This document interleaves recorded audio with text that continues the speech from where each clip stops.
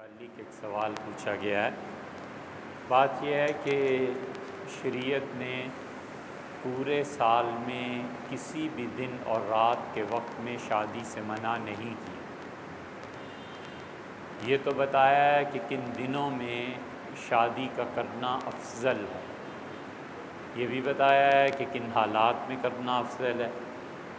مثلاً ام المومنین حضرت عائشہ رضی اللہ عنہا نے کہا کہ عربوں میں شوال کے مہینے میں چھوٹی عید کے بعد شادی کرنا بہت منحوس سمجھا جاتا تھا، اور مجھے دیکھ لو میرا حال یہ ہے کہ میری بات جو طے ہوئی تھی وہ بھی شوال میں، پھر میرا نکاح بھی اسی میں ہوا اور رخصتی بھی اسی میں ہوئی، اور شوہر کے اعتبار سے مجھ سے زیادہ خوش قسمت عورت کون ہے؟ تو اس لیے اگر کوئی اس نیت سے شوال میں نکاح کرے چھوٹی عید کے بعد کہ ام المومنین حضرت عائشہ رضی اللہ عنہا نے اس کی تعریف فرمائی ہے، یہ اچھی چیز ہے، تو ٹھیک ہے، مستحب ہے، اچھا ہے۔ تو اس لیے کس حالت میں نکاح، وہ تو حالت دونوں طرف کی ہے، اس میں شریعت نے نکاح کو جتنی جلدی ہو سکے اتنا ہی ضروری قرار دیا ہے۔ حضور اقدس صلی اللہ علیہ وسلم نے فرمایا کہ قرآن کریم میں یہ آیت جہاد کے متعلق آئی ہے۔ آپ نے فرمایا، اللہ تعالیٰ فرماتے ہیں کہ علم تکن، اور اگر جہاد دنیا میں ختم ہو جائے گا، فتنۃ فی الارض، تو زمین میں رہنے والے لوگ آزمائش میں پڑ جائیں گے۔ کیا آزمائش ہے لوگوں کی؟ اسی طرح دوسری جگہ اللہ کہتا ہے کہ حدمت صوامع و بیع، یہودیوں اور عیسائیوں کی عبادت گاہیں مٹ جائیں گی، و مساجد، مسلمانوں کی عبادت گاہیں مٹ جائیں گی، اور وہ خانقاہیں مٹ جائیں گی جن میں کثرت سے اللہ کو یاد کیا جاتا ہے۔ تو اللہ نے جہاد کے ختم ہو جانے پر جو مصیبتیں آئیں گی نا قوموں میں، اس کا ذکر فرمایا ہے، اسی لیے کہا ہے کہ فتنۃ فی الارض، لوگ فتنے میں پڑ جائیں گے، فساد کبیر، اور جہاد ختم ہو گیا تو لوگوں بہت بڑے فسادات کا شکار تمہارا معاشرہ ہو جائے گا۔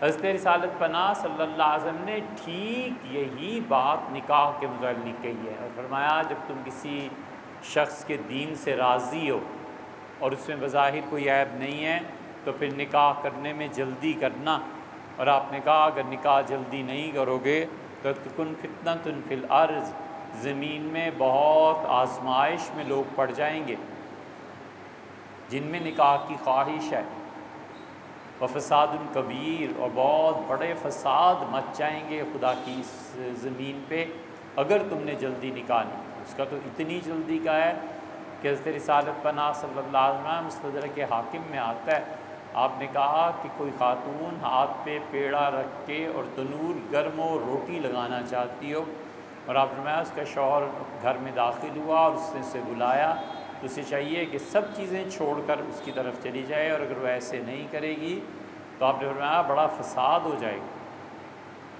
یہ سب چیزیں، اس کے برعکس نکاح محرم میں یا کبھی شریعت نے کچھ منع نہیں کیا، لیکن ایک بات ہے، یہ محرم میں نکاح کرنا کیوں؟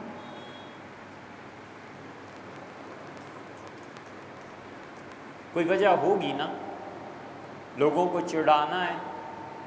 جن شیعہ کے ساتھ محلے میں 20 سال سے ہمسائیگی ہے، وہ بھی اسی معاشرے میں رہتے ہیں، ان کو چڑھانا ہے، یہ کیا طریقہ ہے؟ یہ اس ادب اور احترام کے خلاف ہے جو شریعت میں سکھاتی ہے، نہیں کرنا چاہیے۔ یہ بدعت ہے جسے توڑنا ہے، ہوگی کسی زمانے میں بدعت جب ہوا کرتی ہوگی، اب تو کوئی بدعت نہیں ہے، اب تو سرے سے لوگ سنت اور بدعت کا امتیاز ہی بھول گئے ہیں، ہمارے زمانے میں کب سے آیا؟ اس لیے محرم میں نکاح کر کے ایک نیا فتنہ اپنے محلے میں شروع کرنا ہے تاکہ لوگوں میں چہ میں گوئیاں ہوں، اور جو پہلے سے 20 50 60 سال سے ایک دوسرے کا منہ دیکھتے ہیں، کبھی سلام دعا ہو گئی، کبھی میت شادی میں ایک دوسرے سے مل لیے، اس سے بھی جاتے رہنا ہے۔ ایک من علم کے لیے نا ہمارے اساتذہ کہتے تھے، دہ من عقل باید کر، 1 من علم کے استعمال کے لیے 10 من عقل چاہیے۔ ایسی حرکتیں نہ کرے جس میں معاشرے میں فساد پیدا ہو، لوگوں میں تباہی پیدا ہو، ایک دوسرے کے خلاف ہونے کے موقع ملیں۔ اصل خدا کا دین وفا پہ مشتمل، بس اتنی بات۔ جو شخص جتنا وفا کا جذبہ رکھتا ہے نا، وہ اتنا ہی مومن ہے۔ اور سب سے پہلے وفا کا حق اللہ کا ہے، اللہ کا وفادار بن کے رہنا۔ یہ ساری دنیا کے فساد اس لیے ہیں کہ اللہ اب محبوب نہیں رہا، اللہ محبوب نہیں رہا۔ اب وہ محبوب کی جگہ، اللہ کی محبت کی جگہ دولت نے لے لی ہے، عہدے نے لے لی ہے، کسی صورت شکل نے لے لی ہے، کسی حسن نے لے لیا ہے، کتابوں نے لے لی ہے، کچھ بھی ہے۔ وہ محبوب جو اس کی اصل کرسی سے ہٹایا ہے نا، تو اب پھرتے رہو دیوانے اور پاگل، کون ہاتھ پکڑے۔ اصل چیز وفاداری ہے، اصل چیز تعلق کا نبھانا ہے، قائم رکھنا ہے۔ اس لیے وہ بھی آدمی ہے کوئی جو جان بوجھ کے ایسی فساد کی حرکتیں کرے کہ معاشرہ بکھرے اور ٹوٹے، اور پھر بھی وہ بھی مذہب کے نام۔ حضور اقدس صلی اللہ علیہ وسلم کا یہی طریقہ تھا۔ نبی کریم صلی اللہ علیہ وسلم کئی چیزوں میں یہودیوں کی رعایت فرماتے تھے، کئی چیزوں میں عیسائیوں کی رعایت فرماتے تھے۔ حضرت رسالت پناہ صلی اللہ علیہ وسلم مکہ مکرمہ تشریف لائے ہیں، مکہ فتح ہوا ہے اور حکم دیا ہے کہ بیت اللہ کو صاف کرو۔ تو علی رضی اللہ عنہ رسول اللہ صلی اللہ علیہ وسلم کے کندھوں پہ چڑھ گئے۔ علی یہ نہیں امیر المومنین، علی اصل میں زینب کے بیٹے تھے۔ رسول اللہ صلی اللہ علیہ وسلم کی جو بیٹی زینب تھی، ان کا نکاح ہو گیا تھا ربی بن الاس سے۔ تو ربی بدر میں قید ہو کے آ گئے تھے، لمبا قصہ ہے۔ اس کے آخر پہ یہی ہے کہ ربی ایک دن بغیر کسی اطلاع کے مدینہ منورہ پہنچ گئے، اور انہوں نے آ کر در اقدس کا دروازہ کھٹکھٹایا۔ تو رسول اللہ صلی اللہ علیہ وسلم کی بیٹی جو بدر کے قیدیوں کے سلسلے میں تبادلے میں زخمی ہو گئی تھی، پھر وہ زخم ان کا بہت مدت رہا، وفات بھی اسی میں ہوئی، اس کی وجہ سے انہیں بخار بھی تھا۔ تو انہیں پوچھا کون؟ تو ان کا ربی۔ تو ظاہر ہے کہ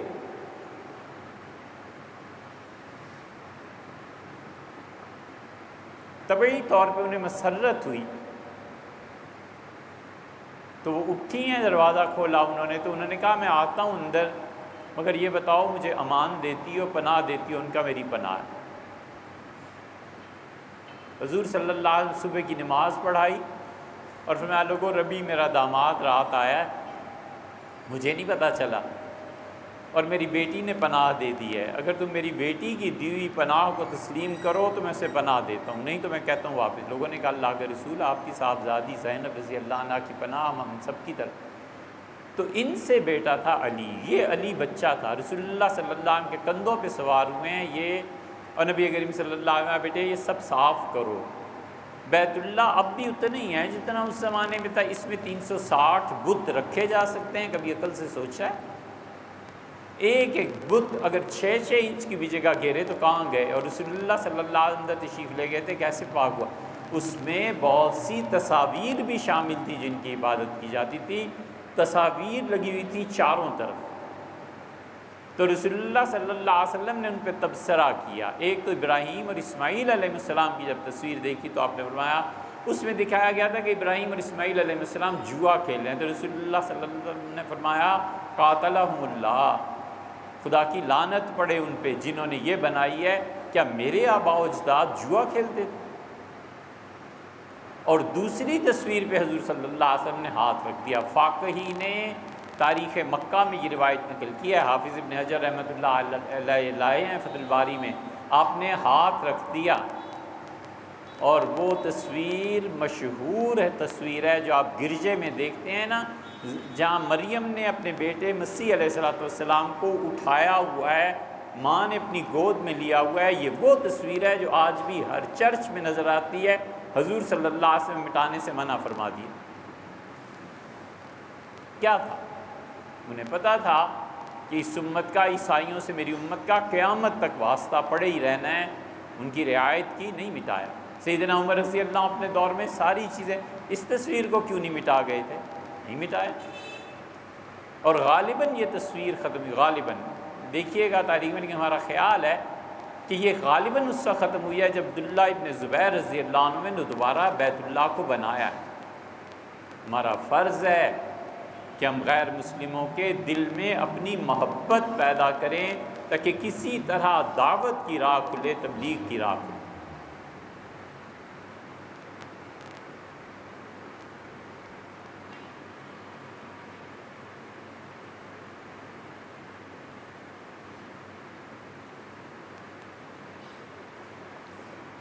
حضرت رسالت مآب صلی اللہ علیہ وسلم نے مسئلہ پوچھا گیا تھا۔ ایک آدمی نے کہا تھا کہ اللہ کے رسول میں نافرمان رہا عمر بھر، اور اب میرے والدین انتقال کر گئے تو اب میں کیا کروں؟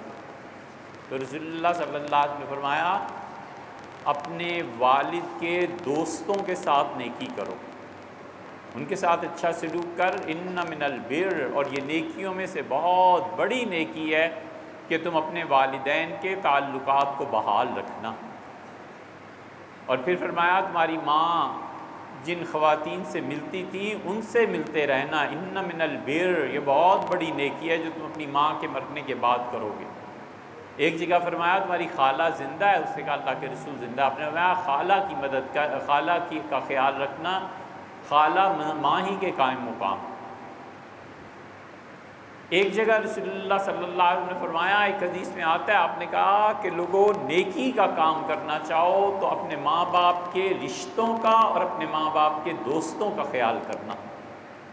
ماں باپ سے جو دوست ملنے آتے تھے، بچے جانتے ہی ہیں نا، انہیں فون کر لیا، چلا گیا کبھی، مل لیا کہ انکل کیا حال ہے، چچا کیا حال ہے، خالہ کیا حال ہے، میں یہ چیز ہے۔ عبداللہ ابن عمر رضی اللہ عنہما، مسلم کی روایت میں آتا ہے، مکہ مکرمہ حاضر ہو رہے تھے، شدید گرمی میں ان کے شاگرد ساتھ چل رہے تھے، اور انہوں نے ایک آدمی کو دیکھا اور کہا آپ کا نام یہ ہے؟ انہوں نے کہا جی۔ گدھے پہ سوار تھے۔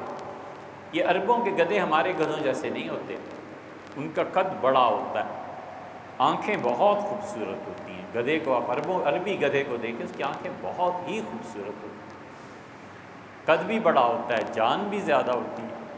یہ تو اب آ گئے ساری ٹرانسپورٹیشن، اور وہ گدھے اتنے ذہین ہوتے تھے کہ حرم شریف سے باہر نکلتے تھے حاجی، اور یہ بات کر رہا ہوں مطلب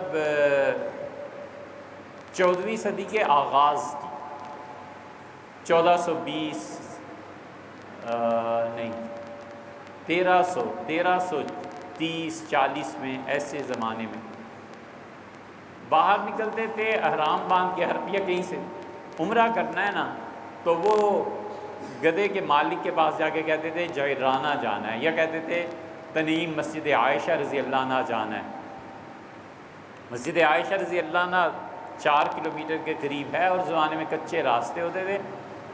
وہ اس کو گدھے پہ بٹھاتا تھا اور اس کے بعد ہوش آواز لگاتا تھا، گدھا خاموشی سے چل پڑتا تھا، وہاں تنعیم پہنچتا تھا، حاجی غسل کرتا تھا، عمرہ یا جو بھی اس کا احرام باندھتا تھا، پھر بیٹھتا تھا گدھا پھر واپس چل کے اسی مالک کے پاس پہنچ جاتا۔ مالک سارا دن بیٹھا رہتا تھا، اور گدھے کی سواری ایسی۔ تو گدھے وہاں کے اور ہوتے ہیں، حضور اقدس صلی اللہ علیہ وسلم متعلق جو ہے نا گدھے کی، وہ ایسا گدھا ہوتا ہے۔ تو عبداللہ ابن عمر رضی اللہ عنہ نے ان سے پوچھا کہ آپ کے والد، ان کا یہ نا، آپ کے دادا کا نام یہ تھا؟ ان کا جی۔ تو اترے اپنے گدھے پہ، انہیں بٹھایا، شدید گرمی، سر سے پگڑی اتاری، انہیں دی اور کہا چچا جیسے آپ چاہیں باندھ لیں۔ تو انہوں نے کہا، ان کے شاگردوں نے، کہ حضرت یہ اتنی گرمی میں پیدل چلنا، بڑھاپا، یہ کیا کر رہے ہیں آپ؟ ان کا تمہیں پتہ نہیں ہے، یہ میرے والد امیر المومنین کے دوست ہیں۔ ان کا عمر رضی اللہ عنہ کے ساتھ ان کا اٹھنا بیٹھنا تھا، اور میں نے حضور صلی اللہ علیہ وسلم سے سنا ہے، آپ نے فرمایا ان من البر، لوگوں بہت بڑی نیکی اگر تم اپنے والدین کے ساتھ کرنا چاہو تو ان کی وفات کے بعد ان عورتوں اور مردوں کا خیال رکھنا جو تمہارے ماں باپ کے دوست اور سہیلی، یہ کیجیے۔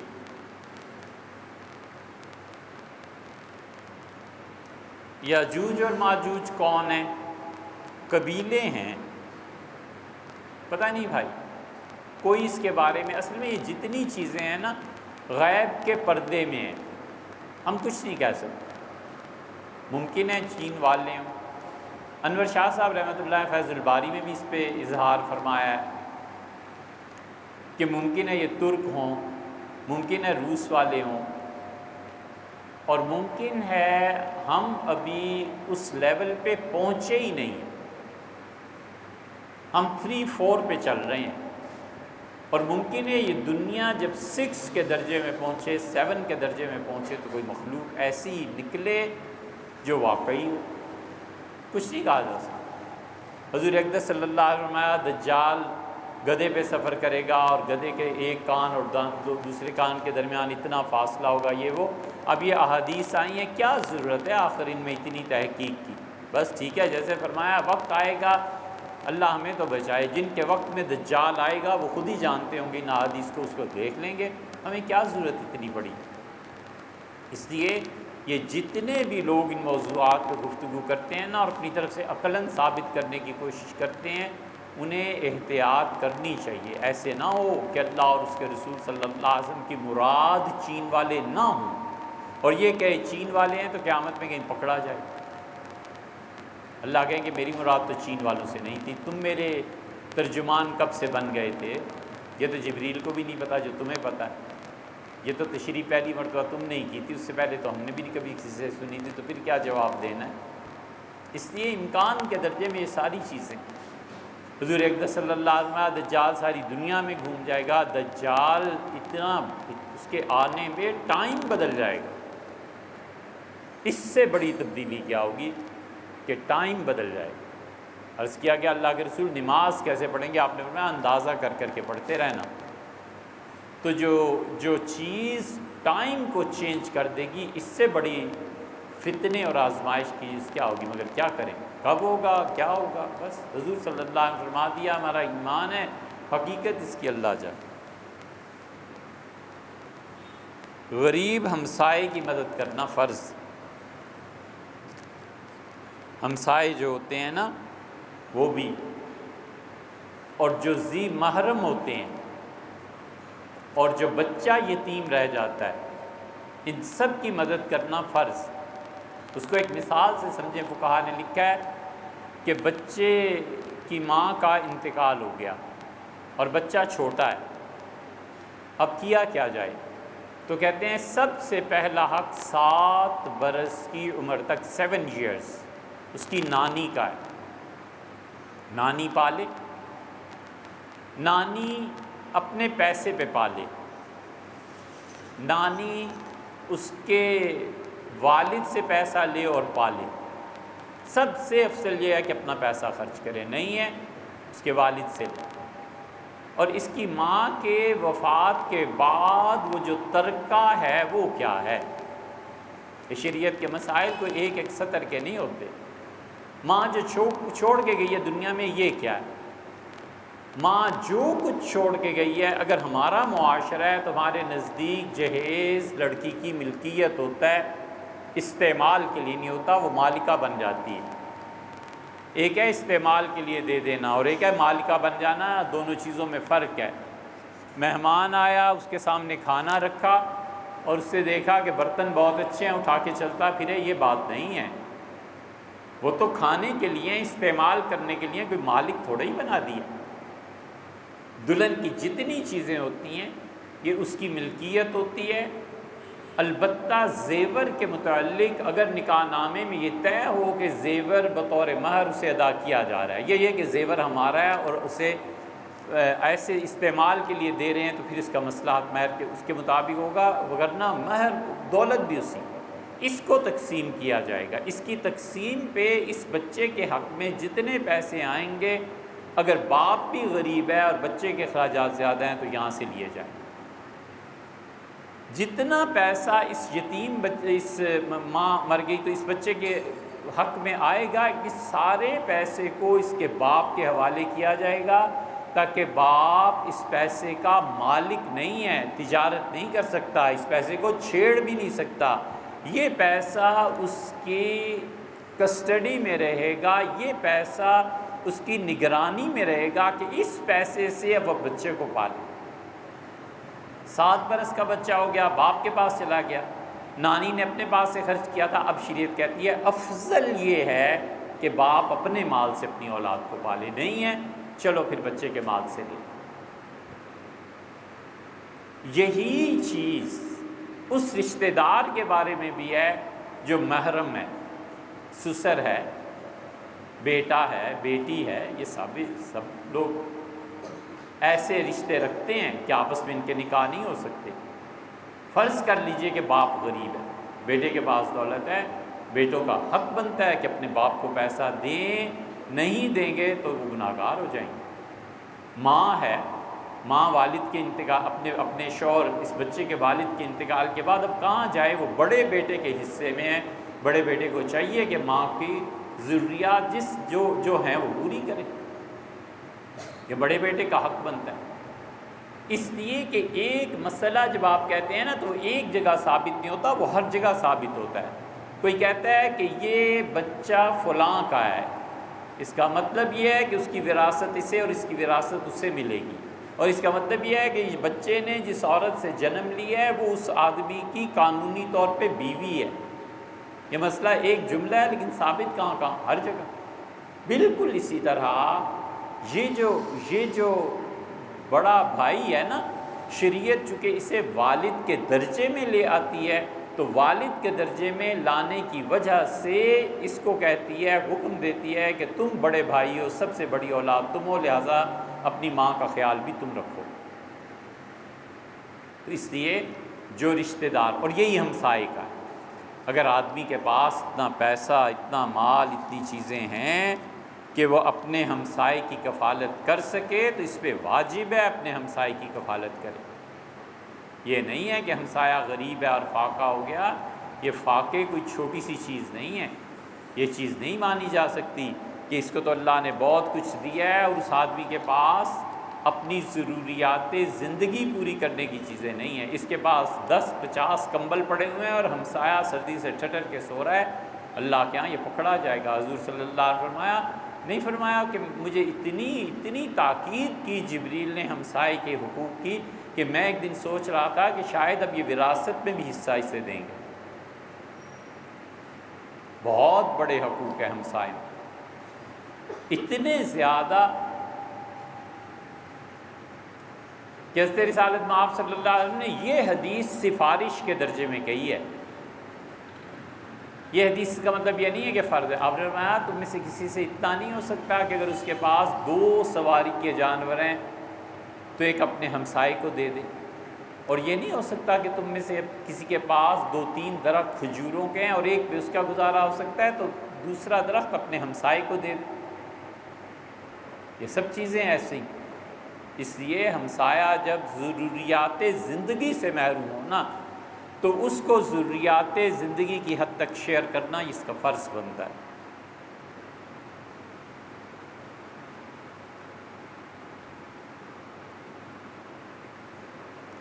ایک شخص نے کسی کو قرض دیا لیکن مقروض اس قرض کو ادا کرنے کی استطاعت نہیں رکھتا، تو قرض دینے والا اس رقم کو زکوٰۃ کی مد میں سے منہا کر سکتا ہے؟ حنفیہ اصل میں تو اس کی اجازت نہیں دیتے، وہ کہتے ہیں 1 لاکھ روپے اس سے قرض دے دیا، اب زکوٰۃ کا مہینہ آ گیا، اس نے 1 لاکھ روپیہ دیا نہیں، اب یہ کیا کرے؟ اس پہ 2 لاکھ زکوٰۃ بنتی تھی، اپنی سے کہا اے اللہ 1 لاکھ تو وہ گیا جو میں نے اس کو دیا تھا اور 1 لاکھ زکوٰۃ میں دے دیتا ہوں۔ حنفیہ اس کی اس لیے قائل نہیں ہے کہ وہ کہتے ہیں کہ زکوٰۃ کی ادائیگی میں ادا کرتے وقت نیت کرنا شرط ہے، اس کو بتانا ضروری نہیں ہے، لیکن خود اپنی نیت ہونی چاہیے کہ یہ پیسہ زکوٰۃ میں ادا کر رہا۔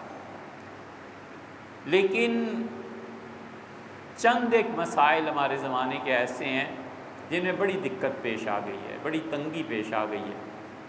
ہم یہ نہیں کہہ رہے کہ فتویٰ یہ صاف فتویٰ بڑی چیز ہے، فتوے کی سند اللہ تک پہنچتی ہے، اللہ نے کہا قُلِ اللَّهُ يُفْتِيكُمْ، کہو اللہ فتویٰ دیتا ہے۔ ہم یہ بالکل نہیں کہہ رہے کہ فتویٰ یہ ہے، لیکن ہماری اس موضوع پہ بات مفتی سعید احمد صاحب، ہم دلی میں تھے تو حضرت نے بہت کرم فرمایا، تشریف آوری ہوئی تو ہم نے چند مسائل پہ ان سے بات کی، ان میں سے ایک مسئلہ یہ بھی تھا کہ ہم نے کہا حضرت ہمارے زمانے میں یہ بڑا مشکل ہو گیا ہے کہ اب اس کو قرض میں معاف کر دیں زکوٰۃ کی نیت سے، اور یہ سے کہیں کہ زکوٰۃ نہیں ہوئی، اب وہ کب دے گا اور یہ کب لے گا اور کیا ہوگا؟ کیا یہ مناسب نہیں ہے کہ ہم یہ طے کریں کہ جو قرض اس نے معاف کر دیا، نیت کر لی تو نیت عمل کے بعد بھی مؤثر ہے؟ تو مفتی صاحب نے فرمایا کہ یہ ٹھیک، میں نے فرمایا یہ بات ہے۔ میں نے کہا حضرت آپ فتویٰ دیں اس پہ تو ہنستے رہے، اور دوسرے یہ سادات کو زکوٰۃ دینا، اگرچہ ہمارے نزدیک حنفیہ بالکل اس کی اجازت نہیں دیتے، لیکن ہمارے دور میں ایسے مسائل پیدا ہو گئے ہیں، ایسی مشکلات پیدا ہو گئی ہیں کہ غریب سادات یہ اب کہاں جائیں؟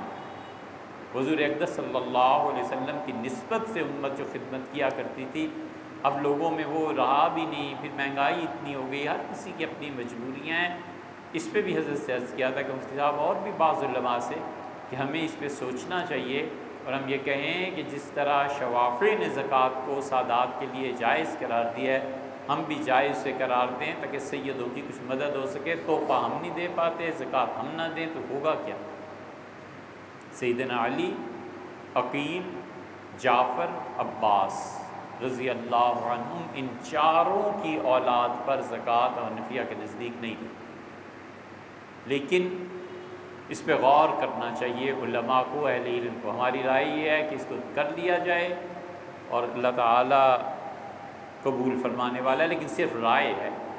فتویٰ مفتی صاحب نے ایک جگہ تو لکھ بھی دیا ہے مفتی سعید صاحب نے کہ میرا خیال ہے ایسے ہونا چاہیے، ہم کہتے ہیں حضرت نے جو لکھا ہے یہ صحیح۔ جی گستاخانہ خاکوں کے متعلق، میں نہیں سمجھ۔ گستاخانہ خاکوں کے متعلق 3-4 سوال ہیں، اس کے متعلق تھوڑا سا لوگوں کو مطمئن کر دیں۔ ہاں دے دیں۔ ایک موضوع ہے۔ اچھا، ایک تو پچھلی مرتبہ وہ کہاں ہے صفحہ، وہ یہ سوالات تحریر فرمائے تھے، ہم نے کہا آئندہ، اس وقت ختم ہو گیا تھا۔ دیکھیے آپ نے ارشاد فرمایا کہ ہم نے شیخ مولانا زکریا صاحب رحمۃ اللہ علیہ کی بہت تعریف کی، اور حضرت بہت بڑے لوگوں میں سے تھے، اور لیکن انہوں نے اپنے علم کے باوجود فضائل اعمال میں ضعیف موضوع درجے کی احادیث کو کیوں ذکر فرمایا؟ نیز بغیر کسی تبصرے کے کتاب تحریر فرما دی، ایسا کیوں کیا؟ دیکھو بھیا، شیخ بہت بڑے آدمی، شیخ جیسے آدمی کئی صدیوں میں پیدا ہوتے ہیں، وہ ان لوگوں میں سے تھے جن کے متعلق حدیث میں آتا ہے انہیں دیکھ کے اللہ یاد آتا تھا۔ ہم اپنے شیخ مولانا ابوالحسن علی ندوی رحمۃ اللہ علیہ کو دیکھا کہ شیخ کی مجلس میں وہ مکہ مکرمہ میں عصر کے وقت بیٹھے، اور مغرب کی اذان سے کچھ پہلے شیخ نے فرمایا کہ آپ لوگ جاؤ حرم میں نماز پڑھو، مغرب کی نماز، 2.5-3 میل شاید فاصلہ تھا۔ شیخ نے پہلو نہیں بدلا، 2 زانو بیٹھے رہے، ان کی عمر اس وقت 75 سال سے زیادہ تھی، اس بڑھاپے کے باوجود شیخ کے سامنے ایسے بیٹھے رہے ادب اور احترام سے۔ شیخ جیسا کون آدمی ہو سکتا ہے؟ شیخ کی وجہ سے اللہ نے لاکھوں لوگوں کو ہدایت دی، اور شیخ کی وجہ سے لاکھوں لوگوں کی زندگی میں انقلاب ہم اپنی آنکھوں سے دیکھیں۔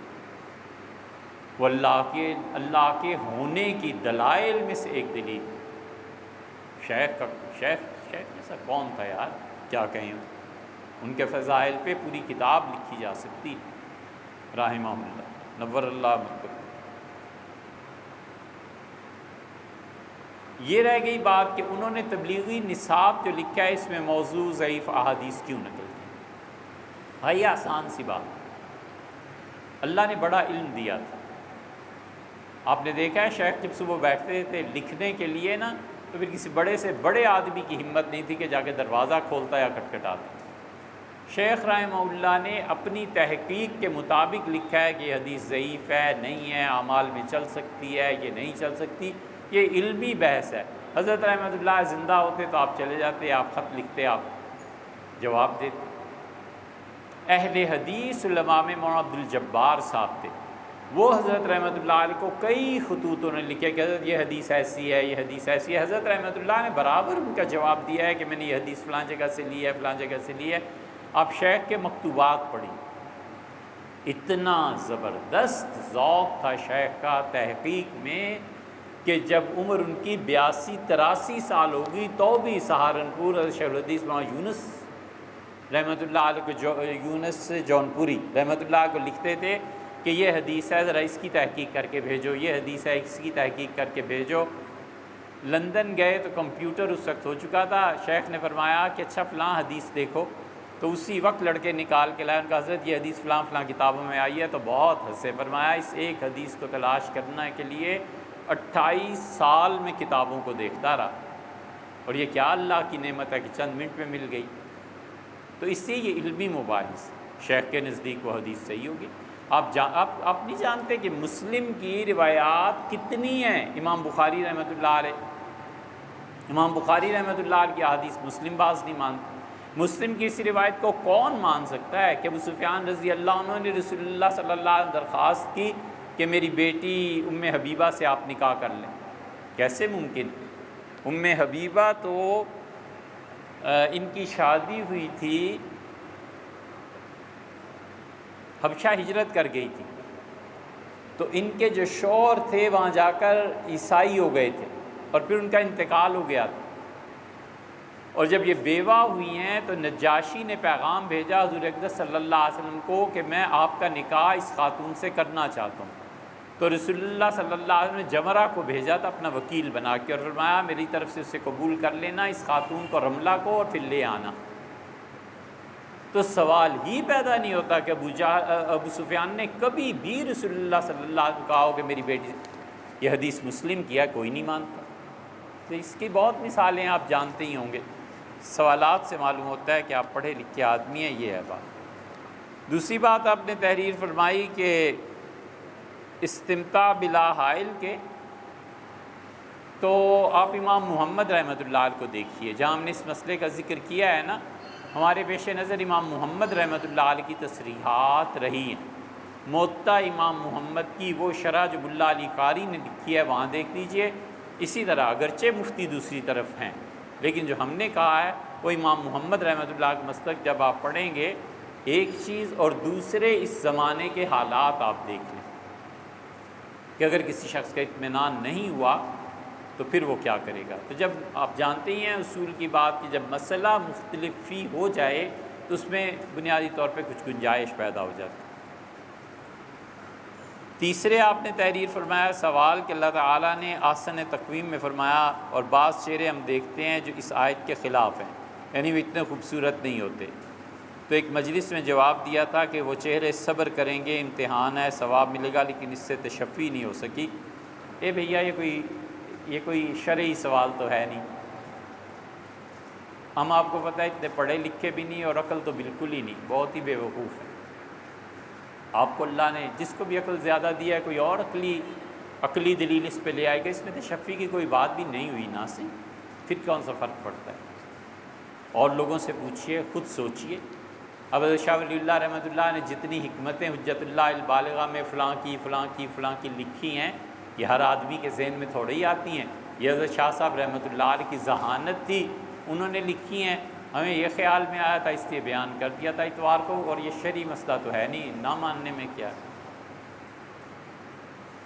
چوتھا سوال آپ نے تحریر فرمایا کہ خطبہ جمعہ کے وقت امام کا عصا پکڑ کر خطبہ دینا اس کی کوئی اصل نہیں، اور حضور اقدس صلی اللہ علیہ وسلم نے تو عذر بڑھاپے کی وجہ سے ایسا کرتے تھے، یہ ہم نے کہا ہے۔ جبکہ سیدنا عمر اور عمر بن عبدالعزیز رحمۃ اللہ علیہ خطبے کے وقت عصا پکڑتے تھے۔ حقیقت کیا ہے؟ حقیقت یہ ہے کہ حضور اقدس صلی اللہ علیہ وسلم جو جمعے کا خطبہ دیتے تھے نا، یہ خطبہ ایک ہوا کرتا تھا۔ نبی کریم صلی اللہ علیہ وسلم کی عمر شریف کے ساتھ تغیرات جو واقع ہوئے ہیں، ان میں سے ایک تو یہ تھا کہ آخری حصے میں عمر مبارک کے جب خطبہ دیتے تھے تو پھر ایک طویل تقریر نہیں کر پاتے تھے، بیٹھ جاتے تھے، پھر سہارا لے کر کھڑے ہوتے تھے، پھر رسول اللہ صلی اللہ علیہ وسلم دوسری دوسری اسی تقریر کو کنٹینیو کرتے تھے۔ حنفیہ کا اصول یہ ہے کہ حضور صلی اللہ علیہ وسلم کے آخری عمل پہ وہ کہتے ہیں فتویٰ دیا جائے گا، تو اس لیے حنفیہ نے یہ 2 خطبے رکھے ہیں، وگرنہ خطبہ اصل میں ایک ہے، بڑھاپے کی وجہ سے رسول اللہ صلی اللہ علیہ وسلم 2 خطبے کر دیے، اور بڑھاپے کے باوجود کبھی ایسے نہیں ہوا کہ بیٹھ کے خطبہ دیا، اور بیٹھ کے خطبہ کہاں سے نکلا؟ بیٹھ کے خطبہ سیدنا عثمان یا حضرت معاویہ رضی اللہ عنہ نے شروع کیا ہے۔ حضرت معاویہ رضی اللہ عنہ سے پوچھا گیا تو انہوں نے کہا کہ کبر سنی، عمر بہت بڑھ گئی ہے، جسم بہت بھاری ہو گیا ہے، لوگوں میں اب کھڑا نہیں ہو سکتا۔ یہ تغیرات وقت کے ساتھ ساتھ، تو حضرت رسالت مآب صلی اللہ علیہ وسلم نے ایک تو یہ تغیر فرما دیا تھا کہ 2 خطبے ہو گئے تھے، اور ایک یہ تغیر فرمایا تھا کہ عصا بڑھاپے کی وجہ سے استعمال کرتے تھے۔ سیدنا عمر رضی اللہ عنہ کا بھی یہی ہوا ہے۔ سیدنا عمر رضی اللہ عنہ جب بڑھاپا آیا تھا تو ان پر بھول، نسیان غالب ہو گیا، امیر المومنین بھول جاتے تھے کئی چیزوں کو۔ زیلعی نے تبیین الحقائق میں جہاں سجدہ سہو کا باب ذکر کیا ہے نا، وہاں اسے دیکھو۔ سیدنا عمر رضی اللہ عنہ 3 رکعتیں پڑھتے تھے، ذہن میں آتا تھا 4، اور 4 پڑھتے تھے اور ذہن میں آتا تھا 3۔ تو امیر المومنین رضی اللہ عنہ کے لیے ایک آدمی کھڑا ہوتا تھا، اور جب وہ اٹھتے بیٹھتے تھے تو حضرت کو کہہ دیتا تھا کہ حضرت اتنی رکعتیں ہوئی ہیں۔ اسی پہ تو وہ معرکۃ الآراء بحث ہے حنفیہ اور مالکیہ اور شوافی کی، کہ امام کا باہر سے تلقین کو قبول کرنا نماز کو توڑے گا یا نہیں، اور حنفیہ یہاں آ کے پھنس گئے ہیں۔ وہ کہتے ہیں حضرت عمر رضی اللہ عنہ باہر سے تلقین کو قبول کرتے تھے، حنفیہ نے پھر اس کی تعویل کیا، وہ کہتے ہیں وہ تلقین نہیں تھی، تذکیر تھی، کوئی نئی چیز نہیں بتانی تھی، جو چیز کر رہے ہیں اسی کو یاد دلانا تھا، اور اسی پہ ٹیلی فون اس کا اسپیکر کا مسئلہ، خیر یہ تو لمبی مباحث ہیں، لیکن سیدنا عمر رضی اللہ عنہ کے دور میں بھی یہ واقعہ ہوا ہے۔ رہ گئے عمر بن عبدالعزیز رحمۃ اللہ علیہ، تو ہوگا عمر بن عبدالعزیز رحمۃ اللہ علیہ ہم نے جہاں پڑھا ہے، ہمیں اب تک تو دیکھا نہیں، آپ نے لکھا ہے تو یقیناً ایسی ہوگا، آپ کی مطالعہ، آپ کی تحریک بالکل صحیح ہے، لیکن آپ دیکھیں حنفیہ کا اس میں مسلک کیا ہے۔ شامی نے، عالمگیری نے خلاصہ کے حوالے سے دونوں نے مکروہ کہا۔ ان کا امام کا کھڑے ہو کے عصا پر ٹیک لگا کے خطبہ دینا، یا قوس، اس زمانے میں امام کمانڈر بھی ہوتا تھا نا فوج کا، تو تیر کمان کو وہ رکھ کے اس پہ ہاتھ رکھ کے خطبہ دیتے تھے۔ انہوں نے کہا کمان پہ ہاتھ رکھنا یا پھر عصا پہ ہاتھ رکھنا مکروہ ہے، اور آخری بات یہ ہے کہ زیادہ زیادہ اسے کیا ثابت کر لیں گے؟ فرض، واجب،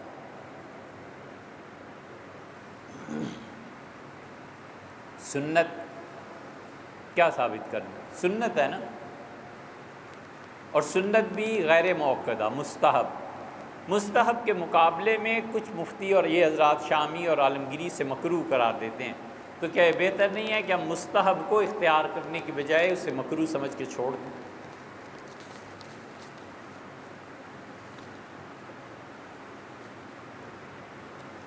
ہم نے یہ کہا ہے کہ ہر وہ گناہ جو فطرت کے تقاضوں سے ہوتا ہے اس کی ڈیلنگ صبر سے کرنا اور خوف سے کرنا، یہ حکمت کو ذبح کرنا ہے، یہ ہم نے کہا۔ ہر وہ گناہ جو فطرت کے تقاضوں سے ہوتا ہے اس کی ڈیلنگ صبر سے کرنا، خوف سے کرنا، یہ حکمت برباد ہو جاتی ہے۔ بھوک ایک فطری امر ہے نا، ہر آدمی کو لگتی ہے، اس بھوک میں اس کو تلقین کرنا کہ صبر کرو، اور بھوک کو مٹانے کے اسباب ہوتے ہوئے کام نہ کرنا، کھانا ہوتے ہوئے بچوں کو نہ دینا۔ ٹیلی فون پہ لمبی گپ شپ چل رہی ہے اور بچے بیٹھے ہیں کہ ماں کو سہیلیاں چھوڑیں تو آ کے کچھ ہماری، صبر کرنا پڑ رہا ہے نا۔ اسی طرح خوف، کہ اگر میں نے بات کی کہ میں کھانا کھا کے آپ کے ساتھ جاؤں گی تو مار دے گا، یہ حکمت کو ذبح کرنا ہے، یہ قید ہے۔ بچے دماغی طور پر قید ہیں کہ ماں فون ختم کرے، یہ مثال دے رہے ہیں ہم، اور وہ عورت بیوی دماغی طور پر قید ہے کہ شوہر صاحب لے جائے، میں کھانے کا کہوں گی تو مار پٹیں گی یا کچھ ہوگا، یا گالم گلوچ ہوگی۔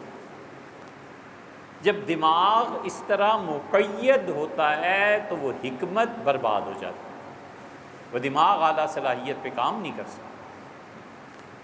کبھی بھی جن لوگوں سے کام لینا ہوتا ہے نا، ان پہ مناسب حد سے زیادہ پریشر نہیں ڈالنا چاہیے۔ بچہ کھیلنا چاہتا ہے، گیل یا کیا بھول غلط ہو گیا، بلہ، گیند، آلو پیما ہو گیا، کمو والی کہہ دیتے ہیں، گیند سے یا بلے سے کھیلنا چاہتا ہے، دو اس کو گیند اور بلہ لا کے، بیٹے میدان حاضر ہے، کھیلو، گرو گے تو تمہاری مرضی ہے، چوٹ لگے گی تمہاری مرضی ہے، ہم نے تو آزاد رکھا ہے۔ یہ آزادی خدا کی بہت بڑی نعمت ہے، کبھی بھی ذہنی غلامی میں مبتلا نہیں ہونا چاہیے۔ ہم صرف ایک جگہ پہنچ کے غلاموں کے بھی غلام ہیں، اور وہ وہی ہے، بس وہی ہماری سمجھ میں آئے نہ آئے، اللہ نے جو کہا ہے وہ اللہ ہے، اور حضور صلی اللہ علیہ وسلم نے فرمایا، بس ختم ہو گئی بات۔ اس وحی کی قید کے بعد کسی کی کوئی قید نہیں، حتیٰ کہ جس انسان کو اللہ نے علم دیا ہو، وہ تو ائمہ مجتہدین کے دلائل پڑھ کے امت کے لیے کوئی راہ نکالتا ہے کہ یار اس زمانے میں یہ نہیں، یہ کر لو، یہ نہیں، یہ کر لو۔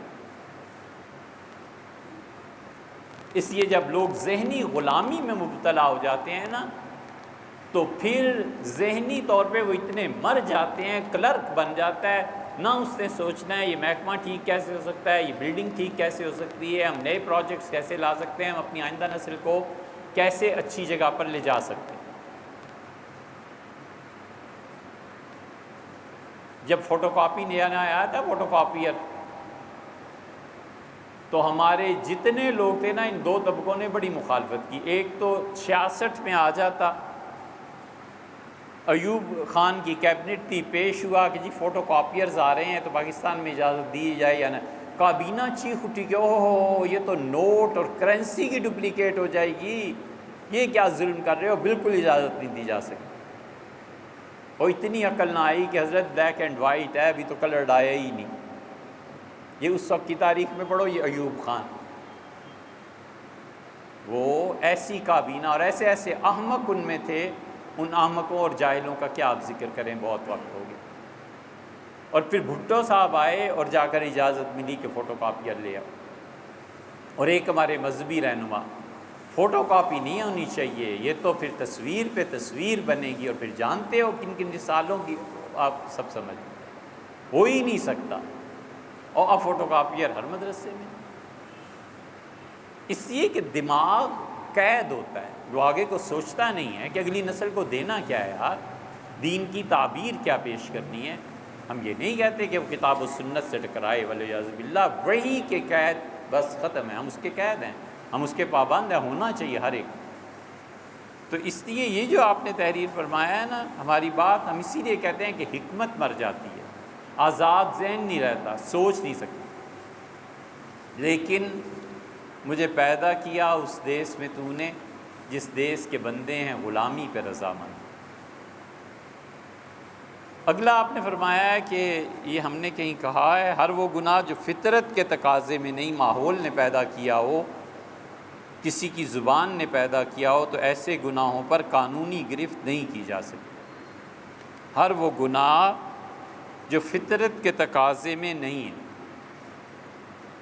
نشہ فطرت کے تقاضے میں نہیں ہے۔ شراب کی ایک مثال دیکھیں نا، یہ نشہ فطرت کا تقاضا تھوڑا ہی ہے، اگر فطرت کے تقاضے میں ہوتا تو بات اور ہو جاتی، فطرت کا تقاضا نہیں ہے، بے خودی طاری کرنی ہے نا، فطرت کا تقاضا نہیں، وگرنہ جذب کو صحب پہ ترجیح حاصل ہوتی ہے، ہم نے کہا ہے۔ لیکن یہ کہ وہ زبان نے پیدا کیا ہے لوگوں کی، محبوب کی جدائی نے اتنے غم میں ڈال دیا ہے کہ پینے کے بغیر اب کوئی چارہ نہیں رہا۔ یہ کم نگاہیاں تیری لے گئیں شراب، جو اس کا عدم التفات ہے نا، اس نے تباہی پھیر دی۔ مفتی صدر الدین آزردہ کا یہ شعر ہے تو اب جو چیزیں انسانوں کے جبر سے پیدا ہوں گی اس پہ اب قانونی گرفت کہاں کریں گے؟ وہ بے خود ہونا چاہتا ہے، اب اس پہ قانونی گرفت کیا ہے؟ اسے شراب استعمال کر لی، اب اس پہ حد آپ لگائیں گے تو لگا لیں، لیکن اس کے اسباب اور وسائل اللہ کے نہیں انسانوں کے پیدا کیے۔ گاڑی میں سفر کرتے ہوئے 12 راستے میں کھڑے لوگ ہوتے ہیں، لفٹ مانگتے ہیں، تو کیا ڈر لگتا ہے کہ جانی مالی نقصان نہ پہنچا دے؟ بھیا کون جانی مالی نقصان پہنچاتا؟ ہوا ہوگا کسی کے ساتھ، ہمارے ساتھ تو آج تک نہیں ہوا۔ 20-30 سال گزر گئے، ایک واقعہ ایسا پیش نہیں آیا جس میں اس نے شکریہ نہ ادا کیا ہو، دعا نہ دی ہو، ہمیں تو کبھی نہیں پیش آیا۔ مسلط کر لے آدمی اب کسی چیز کو تو الگ بات ہے، آج تک کبھی ایسے نہیں ہوا، کبھی ایسے نہیں ہوا کہ کسی نے کچھ بھی کہا ہو۔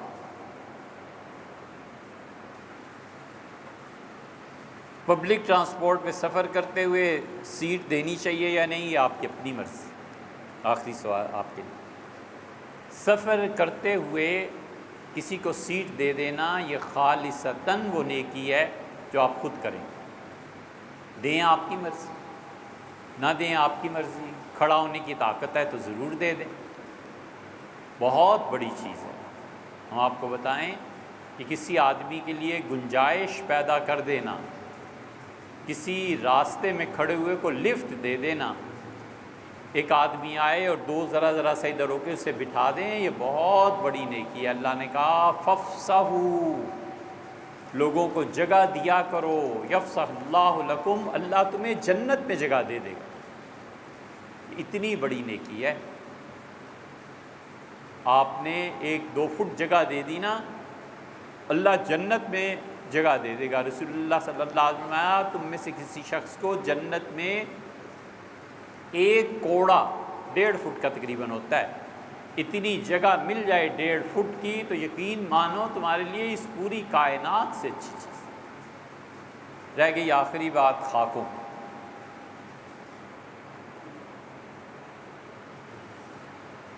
اس فعل کی بھائی مذمت کرنی چاہیے، بڑی بری اور خراب بات، لیکن